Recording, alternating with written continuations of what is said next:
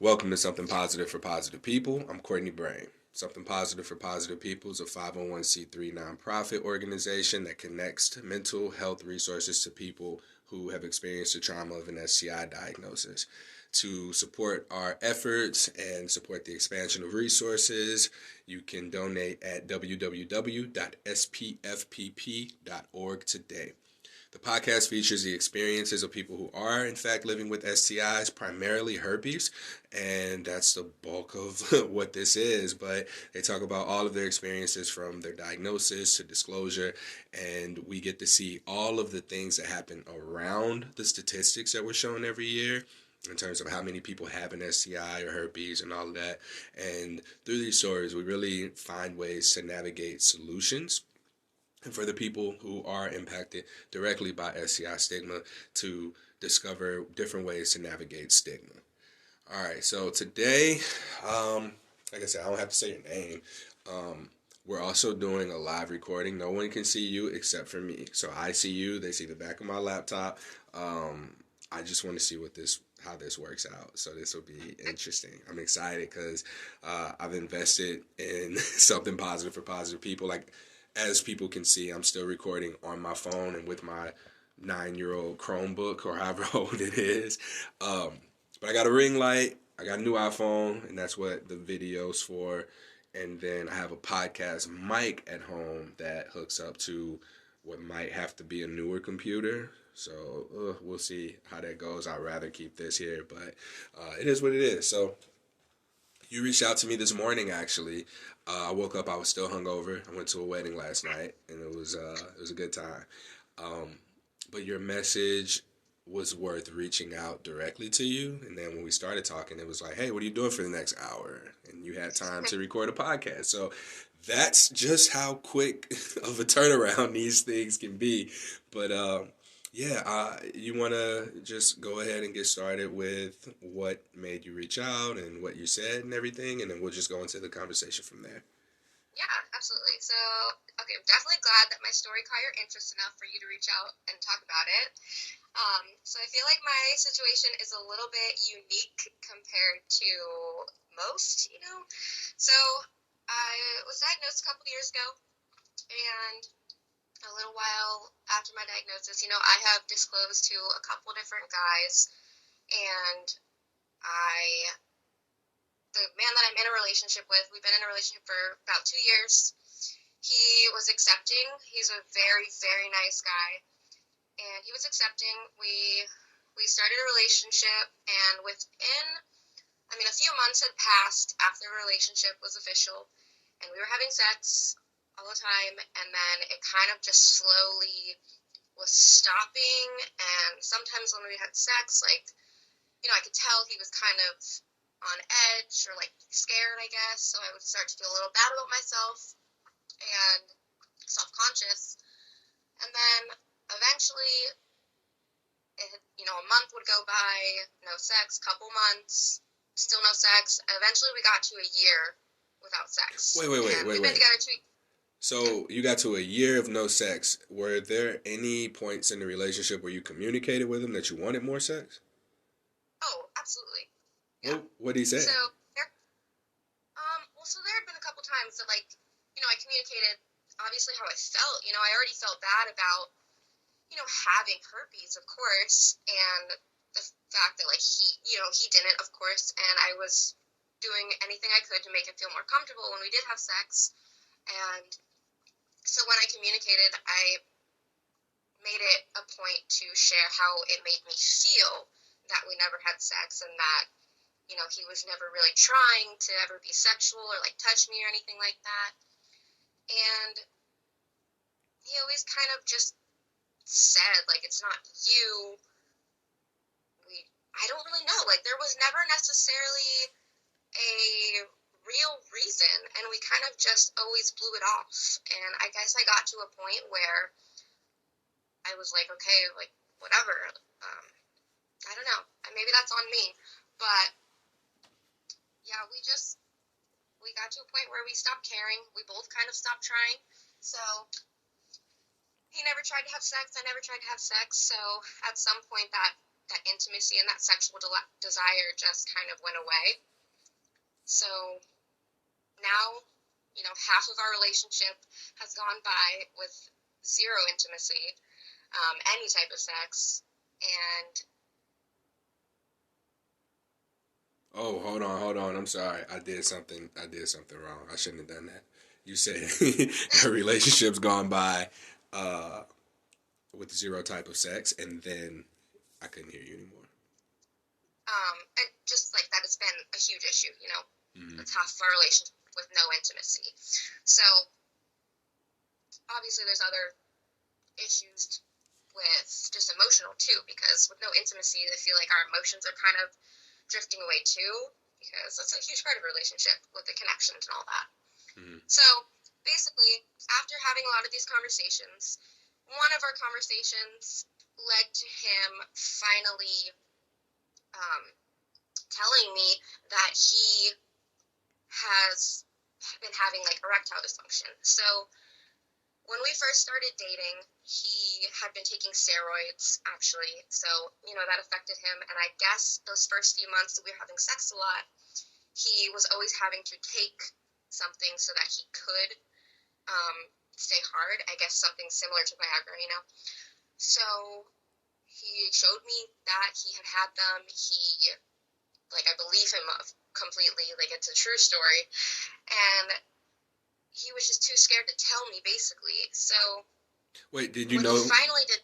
Did you know he was on steroids? I didn't know he had been taking them while we were dating in those first few months, but I think I knew beforehand because he was pretty muscular, I guess, before when I met him. But he stopped a couple months into our relationship, and you could tell too because he used to be a gym rat, and then he stopped completely. So his body changed, but he was too scared to tell me about his issue, and he just kind of always played it off, and it kind of just fell on me and how I saw myself, which that took a big toll. And so when he did finally admit that to me, I grew so much resentment because I was like, you have no idea all the feelings that I have felt in trying to have sex and not having sex, everything I deal with just personally by myself in my head, and that just added on so much. And he didn't really have anything to add on. It was really just on him being too scared to tell me. He's very bad at communicating, unfortunately, so that was really it. Yeah. Did you feel any sort of way about him having to take Viagra at all? And what I mean by that is, did you feel like maybe you weren't turning him on? So it's oh, I'm not attractive because you have to use Viagra in order to be turned on by me so that we can have sex. Were those kinds of feelings coming up for you? Yeah, absolutely. And I feel like that's always been a thing. And, he has kind of made it in a conversation before that, and the best way to say it is, he's kind of said, well, you don't try hard enough to, be sexy or, try and turn me on enough. And kind of, that's really bad, really bad when you say it out loud. And so, obviously, that hurt, too. I was like, well, you don't make me feel sexy, so I don't want to be sexy for you. So, that, Yeah. Well, did you ever, throughout your relationship, not feeling sexy, do you find that you were expressing your sexiness in other ways or to other people, or perhaps seeking the attention and affection that you wanted from him in other ways from others? I would say in a way, yes. Not really in a unloyal way, but, if I were to receive some type of attention from other guys, I appreciated it completely because I wasn't really getting that in my relationship. If a guy flirted with me or told me I look good or anything along those lines, I felt it more than a normal girl probably would. Yeah. So in complimenting women, I guess in this particular type of situation, uh, what's like positive feedback to look for? Because you're in a relationship. I imagine, if you're being complimented by other guys, there's perhaps an expectation of, hey, let's exchange numbers. Hey, let me take you out. Like, how do you accept and receive the compliment without it violating any boundaries of your relationship that you're in? That's a tough question, actually. Um, I don't necessarily think I ever accepted any numbers or anything like that. It was more along the lines of people I would see every day or friends that I already had. Like friends on social media like Snapchat or Instagram or anything like that. So say I would post a picture of myself, then they would just react to it and say, Send "Oh, that you look fire really emoji. good." Yeah, exactly. Honestly, the fire emoji, your heart eyes, something, and I would, I would. It's something that would just make me smirk or smile a little bit, and that was enough to get me feeling good for a second. Mm. Or guys that I work with every day, I'd come in and they'd just be like, I don't know, you look good, or damn girl, something random like that. Any type of just little bit of attention, because I love my boyfriend, he's great and very affectionate and loving in that way, but even just telling me I look beautiful if I get dressed up for a nice dinner or something, it's rare. So that's what I never really some people have told me oh, well, that he's probably seeing another girl or sleeping with another girl or something like that, and I really never felt that from him or had that idea in my head. So Yeah. I don't really think it's that. Okay. He's got his own issues. I'm curious to know, you've been in a relationship for 2 years, so almost half of your relationship has been during the pandemic. Did you ever feel like maybe that had something to do with, well, when did he tell you about his erectile dysfunction? Let me ask you that. We were probably at about, it was during the pandemic, I think, actually. We had probably hit 7 or 8 months with no sex. 6 to 8 months with no sex, and I was just over it. So we had a huge blow up type of conversation, and that's when he finally told me. Ah, okay. And that was my next question. Like, what made him finally tell you? And then even in having that conversation, seems like he tried to put it back on you. Yeah, I'll take Viagra, but you don't try. Like, what was your response to that? Well, you don't try thing. He had actually kind of said that before in our previous conversations about having sex, because I mean, I'm a freaking weird OCD person. Sometimes being touched a certain way is just uncomfortable or annoying to me, and he took it the wrong way early in our relationship. He's like, if you keep pushing me away like that, I'm gonna stop wanting to try, which I understand, but he had it more in his head of now you have to try if we ever want to be sexual, because I don't want to anymore. So that was his thing on it. Okay. All right. And then what did your advances or what did your effort look like in terms of trying to initiate sex? Because I think that a lot of people don't really know how to go about initiating it. Herpes aside, I think that this is just a general thing. A question that can come up is, what does trying look like? At what point are you trying too hard and not trying hard enough? So do you have any examples that you're comfortable with sharing here? I would say even just the simplest things, personally, I sleep naked every night. That's just how it is. You did the little butt rub thing where you on your side, you just start rubbing up against them. That's the easiest thing. And as a girl, in my experience, you're fucking naked in front of a guy, they're ready to have sex, basically. So yeah, we're in a relationship and comfortable with each other's bodies, but I'm sleeping naked next to you every night, and you never want to have sex. I don't know, that was just the biggest weird thing for me at first. But then, of course, I would try more, yes, the butt rub, whatever. Yeah. cuddling, and then even just trying to like touch him a little bit, kiss on him. Neck kissing is like an easy way to turn somebody on, like that. Didn't really do anything. Or Was he just like tired? Like, like does he work all I, day and come home and is just like wanting to go to I sleep? mean, he worked a lot, but I feel like it wasn't even that. I don't know. I'm not making excuses at all by any means. I'm just like throwing these kinds of I, things out there as thoughts that people would generally have yeah, about what's happening here. Um, and throughout all of this, the whole time for the 7 months that you weren't sexually active, you were thinking, oh my God, this is because I have herpes and he doesn't want to get herpes. well, yeah, completely. Like, in one example, specifically, is like there was a time where we were having sex and, like switching positions of whatever. I tried to get on top of him, and like he was just very sketched out by it, and like I could see it on his face, I could see it in how he acted, and like I started getting emotional. I was like this is awful, basically. It's like a vulnerable And thing too, though, because yeah, I mean, I'm not sure, what kind of sex, you might be used to having, but like with more manly men, I guess, there's kind of like this sense of dominance. So if he was on steroids and then, being big and muscular, having to, for whatever reason, stopping to take the steroids, that might have also done something to him in terms of like his masculinity or his manliness, right?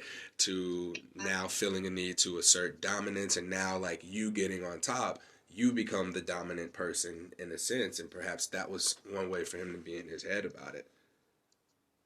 yeah, and I always try and consider that, like think about that, as far as his masculinity and like the fact that he was on steroids and the dominant thing, but I try and give him that benefit of the doubt, but it's still, we had talked about it a lot when we were having sex, and like I always, told him a ridiculous amount of ways that we could be safer, and of course, he had a scare, and he got tested quite a few times, and he still like has been fine, Mm-hmm. but I guess I got to the point where I felt like, oh, he just doesn't want to risk it anymore. He doesn't want to continue having sex and continue putting himself at risk. And that's where I kind of ended it. Okay. What did sex look like while you were having sex and he was on steroids? And now I'm interested in the steroids piece more than anything. Like, what did sex look like Right. while he was on steroids versus, when he was beginning to get off of them? Like, was there a difference in the energy or perhaps the passion or the aggression even? Was there a difference at all?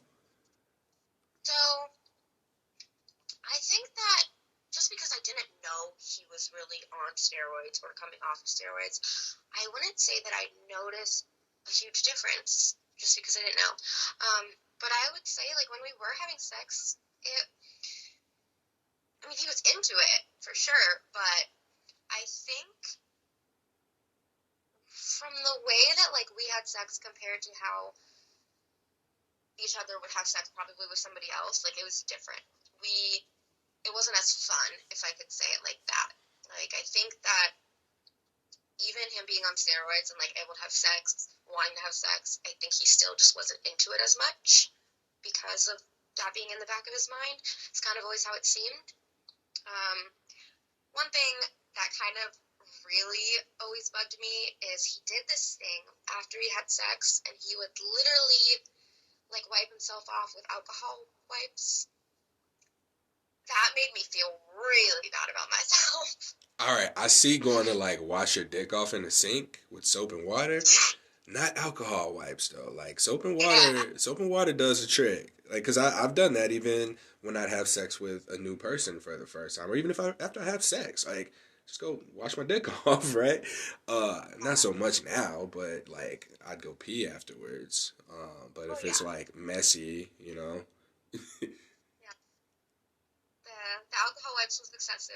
That was something that I kind of had to really get used to. Like And legit alcohol wipes. Like, would y'all have sex again before he like soap and water showered or wiped off? Cause that can be no, irritating. no, So okay, usually like he boom, would. y'all pass out, y'all have sex, y'all. He goes and wipes off with rubbing alcohol, or I'm sorry, alcohol wipes. Y'all both pass out, wake up. if morning sex is on the table, like the alcohol wipe residue is still on his junk. Probably not. I think that he would at least, like, like go to the bathroom or something, wash it later on after that. Oh, But thank God. just to like keep himself from having to, go shower or something at the end of the night, like he would just alcohol wipes. They make like sanitation wise. If he's still doing that, like make that suggestion that there's like much more lady part friendly wipes that he'd be able to use. Well, if we have sex again, yeah, I definitely will. All right. So let's get back to the the ED stuff then. So he tells you this. Like, where are y'all now? Have y'all discussed alternatives to the relationship? Because I know you said you're like kind of something. I guess like Yeah. working on yourselves and kind of together, maybe kind of not. Like, is he allowing you to get sex outside the relationship? Is he seeing someone about his erectile dysfunction? Where y'all at? He has gone to the doctor about his erectile dysfunction. He has talked to them about it. He got his testosterone levels tested and all of that to see where he was at. And basically, the doctor told him, like, this will go away over time. Like, you can, do something about it. I think there's, like, shots or something you can get in I don't remember specifically, but basically, he knows somebody who had that issue, and the person was affected negatively by the treatments that they did for it.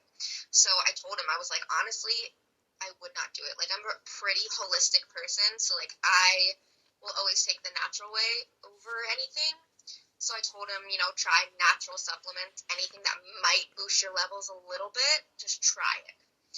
And he had some supplements that, like, his friend who works in the wellness department gave him for that specifically, and they sat on his bathroom counter for months untouched. So that, I was like, you literally don't care, do you? So, and then in our final, like, breakup conversation recently, like, it was, of course, a conversation again, and I was upset bringing up how we don't have sex, and he literally told me, he's like, it does not bother me as much as it bothers you. Like, it makes me, like, mad, obviously, that we don't have sex, but he's like, it doesn't, like, I don't freak out about it the way you do. And I'm like, it's your fault I forgot about it. So now, yeah, I think that he had considered, or he had suggested going and, like, I guess talking to, like, a sex therapist or something like that about it, because we discussed trying to have sex again, but at this point, after a year, like, that will be so hard. Like, our sexual desire, like, literally just is not there for each other anymore. So it would be a process, I think, to get there again. But it's on the table, I guess.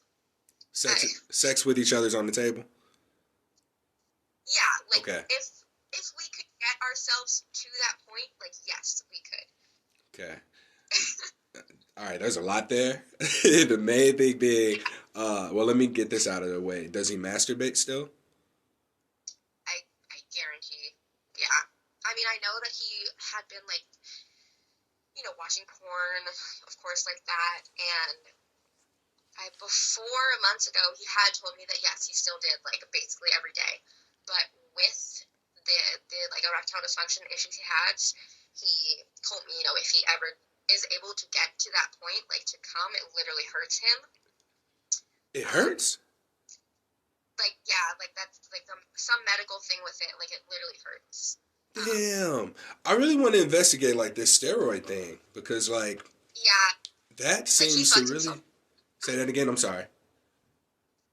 He just fucked himself up, basically, like, with taking steroids or whatever else he took. Damn. Hey, if he's open to talking, can you, like, give him my Instagram or something? Like, I'm genuinely curious, and I'd like to connect him with Cam Frazier, because I think that what his story is something that perhaps men need to hear, and I think Cam has a much more reasonable platform for that. But, like, I just want to sit in on the conversation, to be honest. It's interesting, I will say. It is an Yeah. interesting scenario, and if I could get him to open up more about it, I will absolutely send him your way. All right. You said you Yeah, disclosed to a few men, though, right? You disclosed a few times. Let me say that. I Was I want to say before him, it was probably two. okay. How'd those go? So, um, the first one was a guy that I had started talking to. I think we met on Bumble, honestly, and we talked for a little bit. We're hanging out, and I, obviously tried to have sex after a few dates, and I finally, I told him, I disclosed, I said, look, this is why, I've been hesitant to have sex, this is why, blah, blah, blah, and he was very, very understanding, very appreciative that I was honest. He said, you did everything right. He said, I don't think any differently of you. I'd still like to keep hanging out with you. And so we still hung out. Went well. He didn't think differently. He asked questions. I was open about it. He was open about it. And we ended up having sex. And he wasn't, very nervous. He seemed fine. And then I'd say maybe a week after, I was out of town.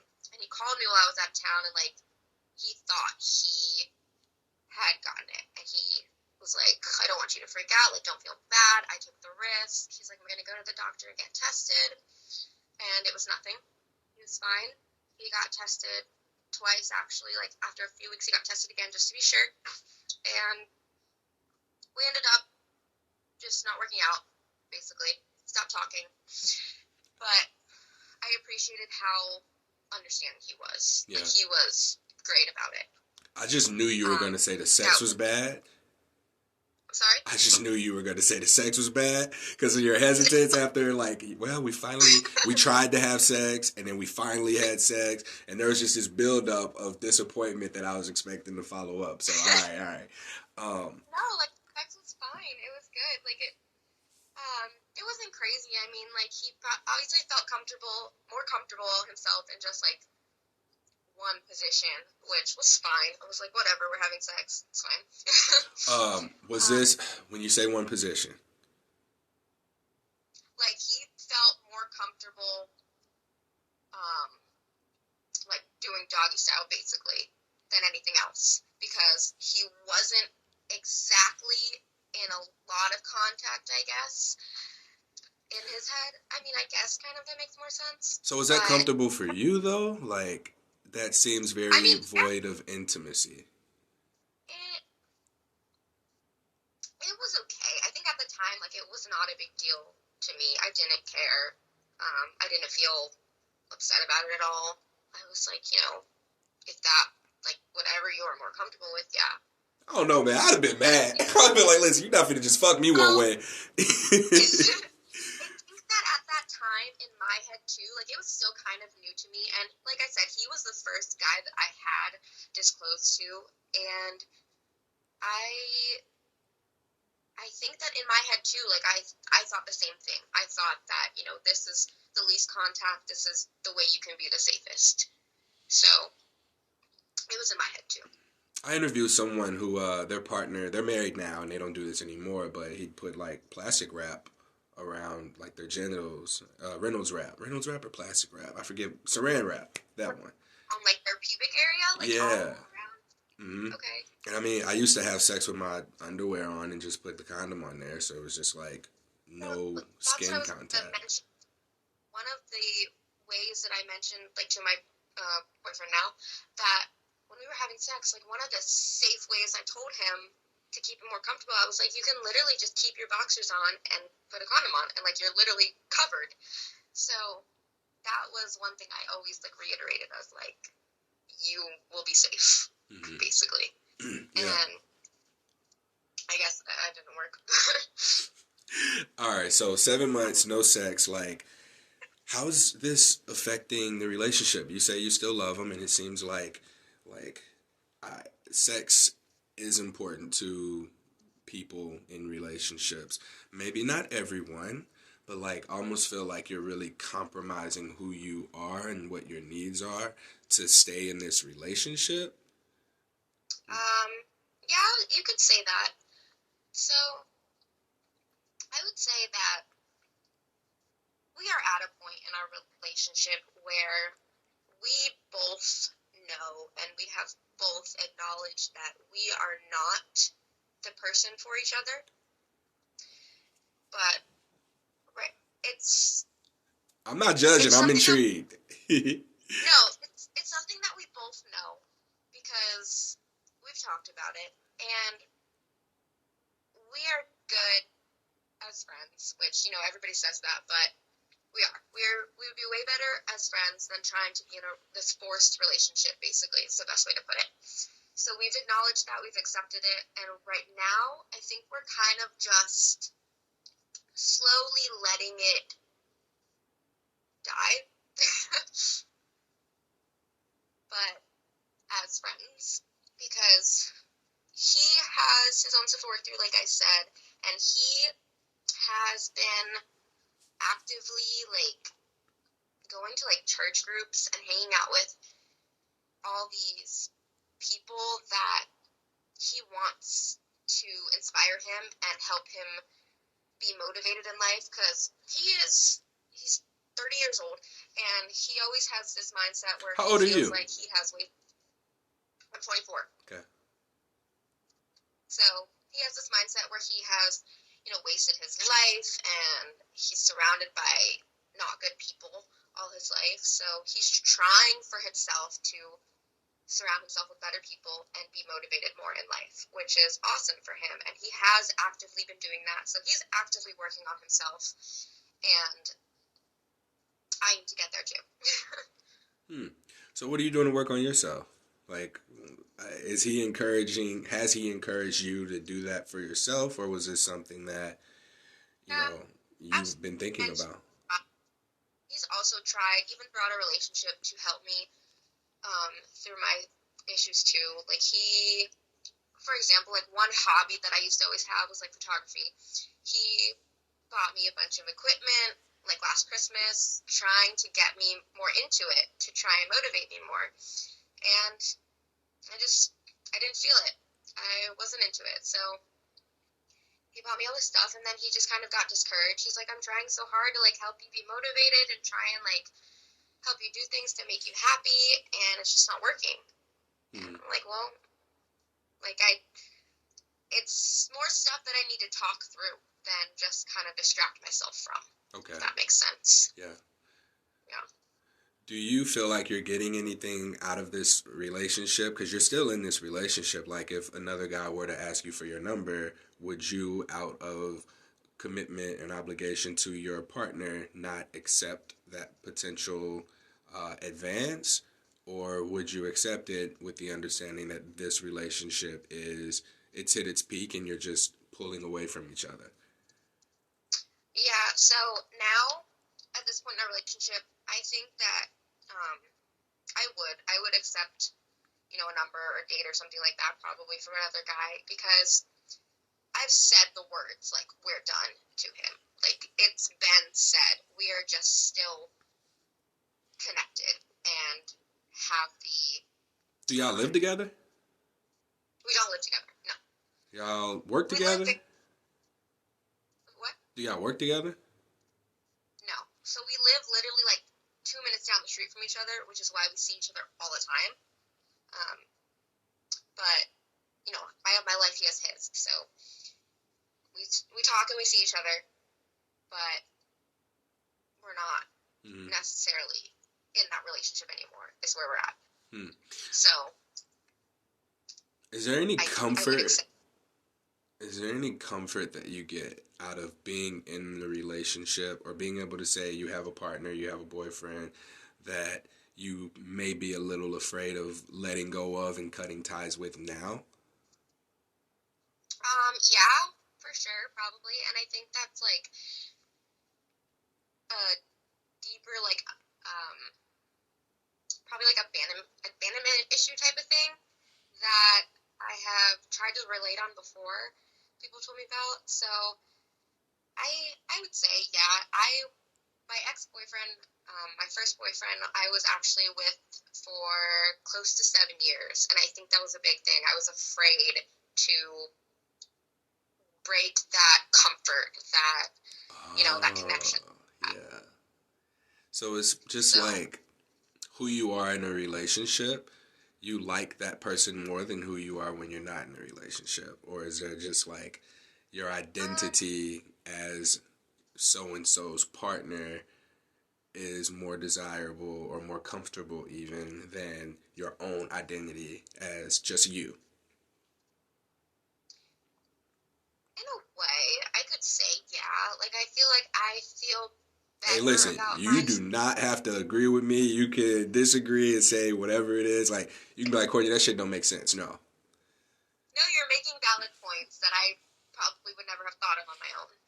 So, I think that, yes, um, that makes a lot of sense, that I probably feel better about myself, feeling like I am, like, needed, I guess, for him, in a way. So, I think that in a sense, yeah, it gives me, like, a better self,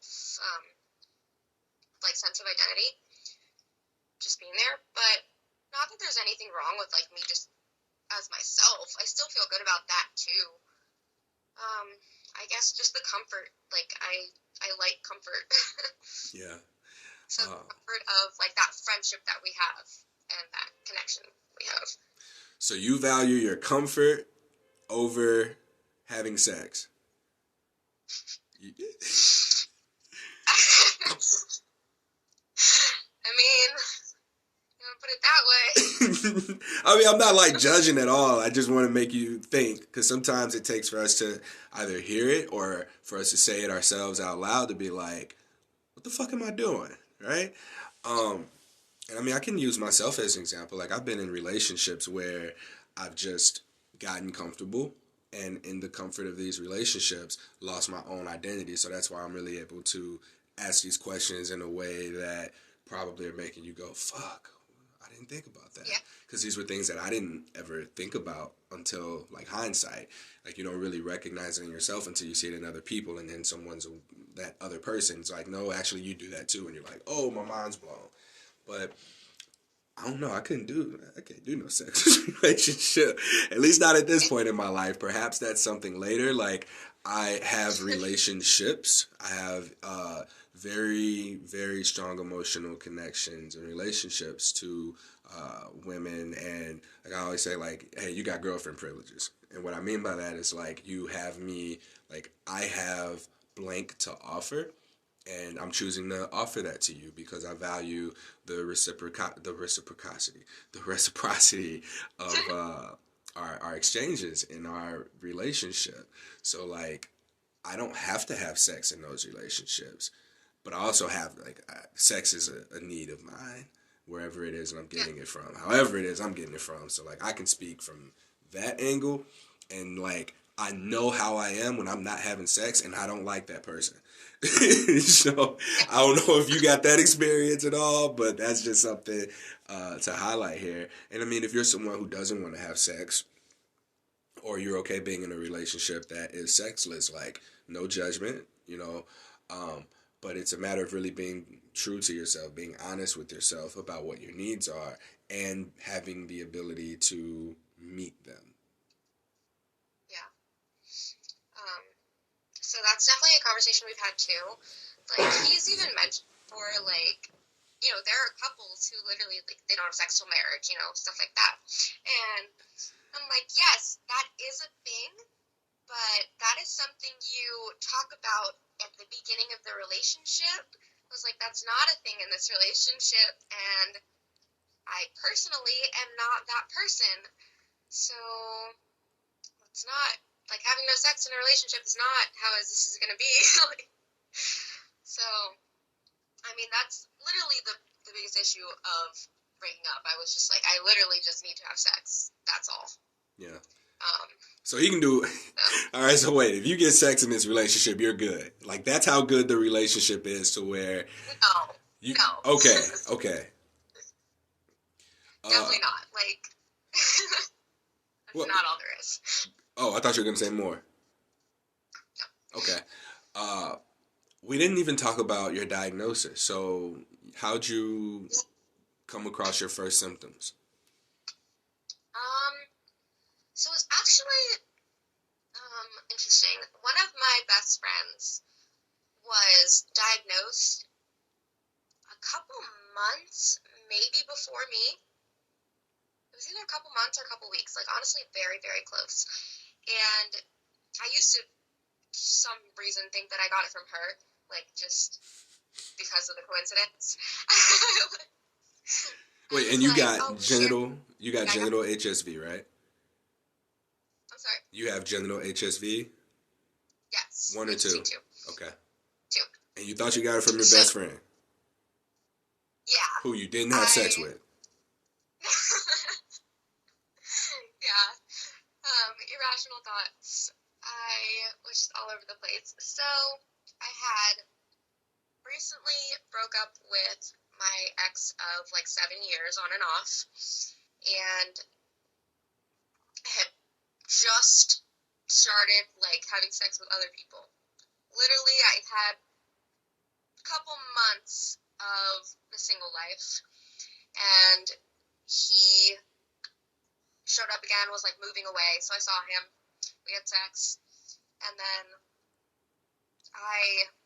when my friend told me that she had herpes, I like just started thinking, I was just like, you know what, like I've slept with a couple people in the last couple months, like I should go get tested because I haven't been in a long time. So I went and got tested for everything, came back negative, and then literally like 2 weeks later, I had sex with my ex one more time, and it hurt while we were having sex. So we talked a couple days after that, when I had heard to have sex, and we had a conversation, and he was like, it hurts like when I pee, and I was like, me too. Like, so he said he got tested, and he said that they like gave him some medicine to treat for like general STDs, which I thought that was some bullshit, whatever he told me, but maybe it was true, because he wouldn't tell me the name of the medicine they gave him. Oh, so it was whenever you go in with symptoms, they treat you immediately for chlamydia and gonorrhea. So it's okay. sometimes it's a shot, and then depending on where you go, like 4 little orange pink pills. Okay, so maybe that's what that was. But yeah, at the time, I really didn't believe him. I was like, how? So, because I got tested then again, and my doctor called me and was just like, yep, you have herpes, just wear condoms, basically. Like, that's literally all she said to me. So, I was, of course, like, a mess. And I just didn't understand how I had it and he didn't, because he wouldn't tell me. And I told him I was all about, like, where is this from? Like, how did I get this? And I asked him, like, who have you had sex with? Like, where the fuck is this from? And he still, like, he wouldn't say that he had it. He didn't say anything. He was just there. And then I had a advantage. I had a connection. I was very close with his uncle. So his uncle and I, like, talked a lot about my relationship with his nephew, and then him and his relationship. We were close in age. So he told me, he said, like, he has it. Like, you can't tell him that I told you anything, but he went to the doctor, dropped his pants, and the doctor told him, you have herpes. And so, like, I don't know if I'm more shocked at his uncle out here snitching, or at the fact that he, just completely denied it. Yeah, like, it's both ways. I mean, his uncle snitching, like, it... Oh, his uncle likes you. You know that, right? All right. That's another story, but... Yes, absolutely. And I think that's the only reason he told me. You know, he would tell me a lot of the stuff that I found out because he saw the way my ex treated me. Like, he treated me like shit, and he felt very, very bad for me because, like, I'm a nice girl. I'm a very nice girl, and he treated me badly, so he would tell me, and that's what he told me. Because I was on the phone with him, and I was literally, like, crying. I was like, I have herpes, like, and he was like, do not have sex with him again. Like, the doctor told him he had it. And he's like, he was literally crying to me, like, how am I going to tell her? And he never told me. So, yeah, here we are, like, years later, and he's still never admitted to me. Damn, man, you can't tell him you know. Damn. Oh. Yeah. But, so my initial outbreak, it was pretty bad. It was scary, honestly. It was painful. It hurt a lot to pee, for sure. Showering was also uncomfortable, I think, and, you know, I was, like, bartending, waitressing at the time, so it was hard. I was just like, I gotta fucking go to work, and thankfully I had my friend as, like, a resource who had just gotten it too, and she was just like, she was kind of, like, excited to, like, tell me how to treat it. She was excited to help me, if that makes sense. So, she told me for any girls that, like, want to use this for their first outbreak, she told me to take, like, a period pad and, like, put coconut oil on it, and it would, like, soothe the outbreak, like, while I'm wearing it. So I tried it. When I went to work, I did that, and I don't really know that it did that much, but I'd say my outbreak lasted, like, a week or two until it was officially healed. But after that... Did you get medication? None of the outbreaks...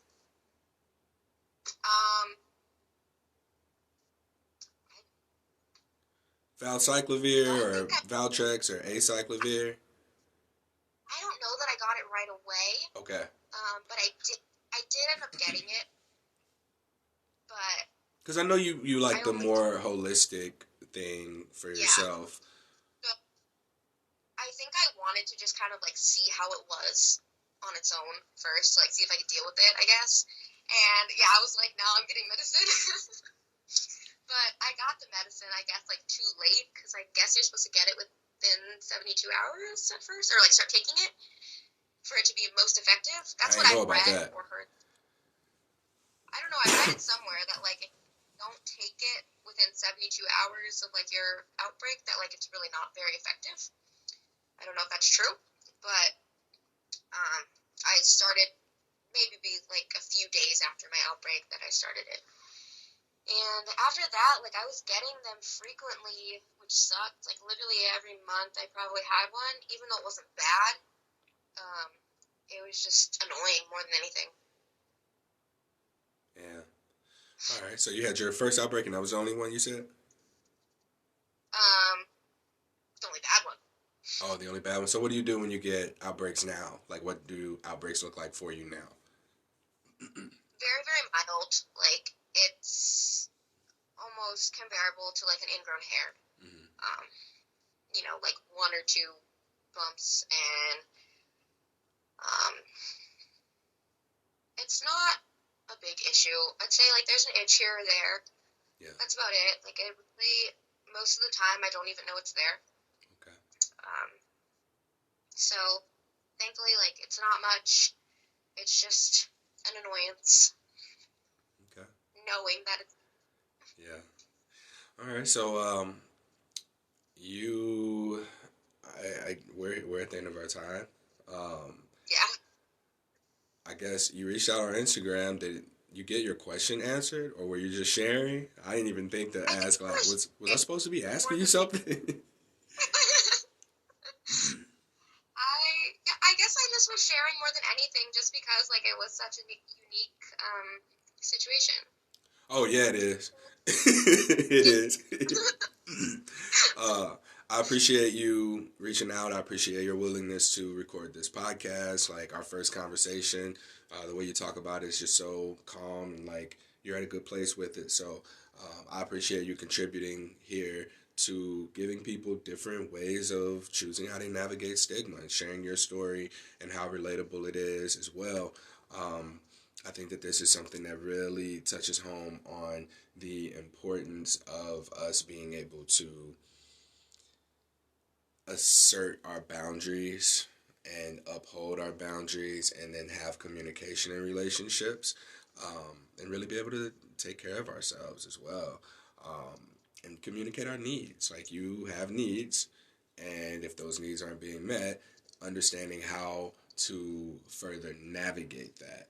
So it sounds like you're doing what you need to do in order to take care of yourself. So I am very appreciative of you sharing space with me for this podcast. Is there anything before I let you go that you want to leave people with if they're listening? Well, for you, I just really appreciate you taking the time to talk with me. And for anybody else, honestly, like, in a new relationship, like, with the diagnosis, like, just communicate. Like, that is the biggest thing. And it's okay to leave. Like, just because somebody has accepted you doesn't mean another person won't. And I think that's, like, the biggest thing that people need to accept is, just because one person is accepting you does not mean you have to, like, stay with them forever, basically. So, yeah, just communicate. All right. And again, thanks for your time. I guess you had to go put like clothes on or something real quick too. So I appreciate you doing that so that we can have this interview, breaking your comfort and all of that. So that concludes this episode of Something Positive for Positive People. Please like, rate, review, subscribe to, share, and you can donate to Something Positive for Positive People. We're a 501c3 nonprofit organization that connects people who are struggling with STI stigma to mental health resources. That's what we're doing. We're connecting people to support groups, just really building a community, and connecting the ones that are already out there. It's so hard and unnecessarily challenging for people who are newly diagnosed to find resources. And social media, effective, I think, December 20th. This will be released in 2021, but it's becoming challenging to share sexual health related information and resources on social media.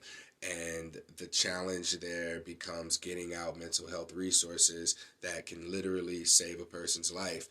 Something Positive for Positive People is a suicide prevention resource. While we talk about sexual health, it falls under the category of sex, and sex is a thing that social media is in turn combating. So right now, your support in whatever way you can means more than anything. So if you can donate at www.spfpp.org,